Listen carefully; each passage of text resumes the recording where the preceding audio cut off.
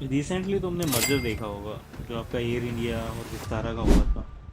तो मर्जर काम कैसे करता है और मर्जर एक्विजिशंस पे तुम क्या बोल सकते हो, किस हिसाब से आपकी चीज़ें यहाँ पे आती हैं। तो देखो, आपकी जनरली आप बोलो ना तो मर्जर एक्विजिशन ऐसे ही काम करता है। एक कंपनी है, ठीक है, वो काफ़ी अच्छा काम कर रही है, लेकिन वो मर्ज होने जाती है दूसरी से। किस हिसाब से?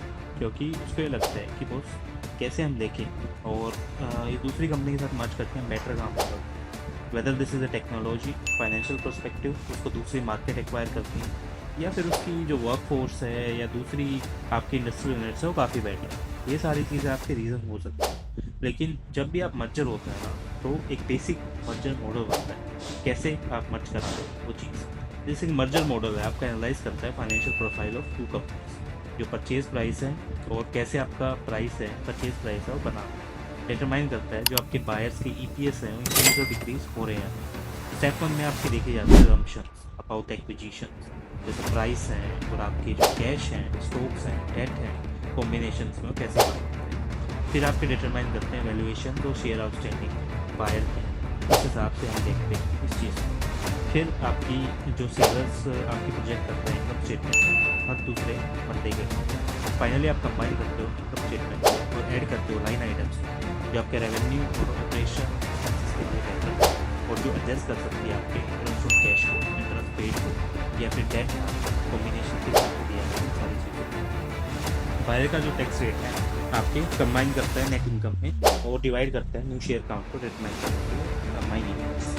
अब जो डिफरेंस क्या है मर्जर एक्विजिशन, देखो हमेशा डिफरेंस होता है बायर और सेलर।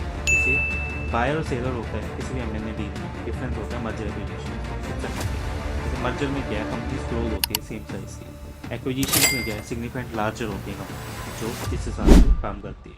कंपनी एक्वायर करती है दूसरी कंपनी को, वो कैसे होता है। बायर को क्या चाहिए, मार्केट शेयर गेन करना है बाय करने के लिए कंपनी। बायर को क्या चाहिए, ज़्यादा क्विकली ग्रो करना है और एक्विजिशन आपका देखना है जो किस हिसाब से किया जा सकता है। बायर बिलीव करता है कि सेलर क्या है, अंडर वैल्यू। बायर को चाहिए कि एक्वायर कर सके सेलर के कस्टमर तो आपकी सेल करे और क्रॉस सेल बने।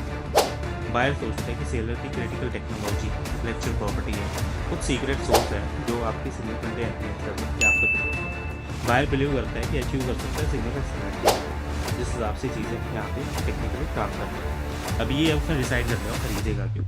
अब वो देखिएगा कि एक्विजिशन डायलूटिव होगा या नहीं। ठीक है, एक्विजिशन डायलूटिव कब होता है, जब एडिशनल अमाउंट होती है आपकी नेट इनकम और सेलर की कॉन्ट्रीब्यूशन वो इनफ नहीं होती आपकी बायर की फोरकास्ट के हिसाब से। और वो बायर क्या करता है, इंटरेस्ट ऑन कैश वगैरह फॉरवर्ड करता है और जो एडिशनल इंटरेस्ट पे किया जाता है ना डेट के ऊपर, वो इफेक्ट करता है इशू करने के लिए एडिशनल शेयर्स।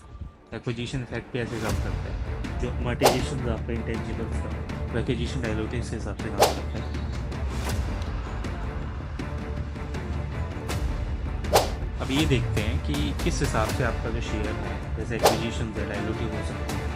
एक एक्विजिशन है, देखो आपका रूल ऑफ थंब होता है कैलकुलेट करने के लिए, एक्विजिशन आपका असर्टिव है या डायलूटिव। जो आपकी डील इन्वॉल्व करती है, जैसे कैश है आपका, ये आप सम अप करते हो इंटरेस्ट ऑन कैश को डेट के लिए, तो टेक्निकली वो क्या आपकी डायलूटिव होती है क्योंकि आप में सिर्फ फोर को इंटरेस्ट ऑन कैश नहीं होता और जो शेयर की प्री टैक्स इनकम है वो यहाँ नहीं आता।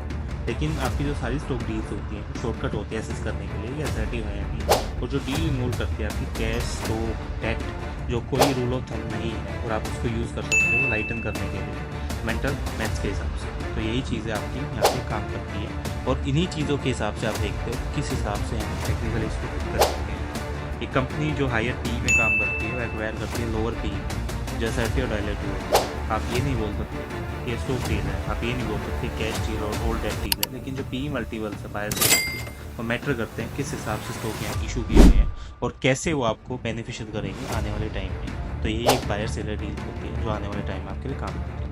मिलते हैं नेक्स्ट वीडियो में for the more updates and the more clarity on the concepts. Subscribe कर लो चैनल को और प्रेस कर दो bell icon for the more notification videos. Let's meet in next video.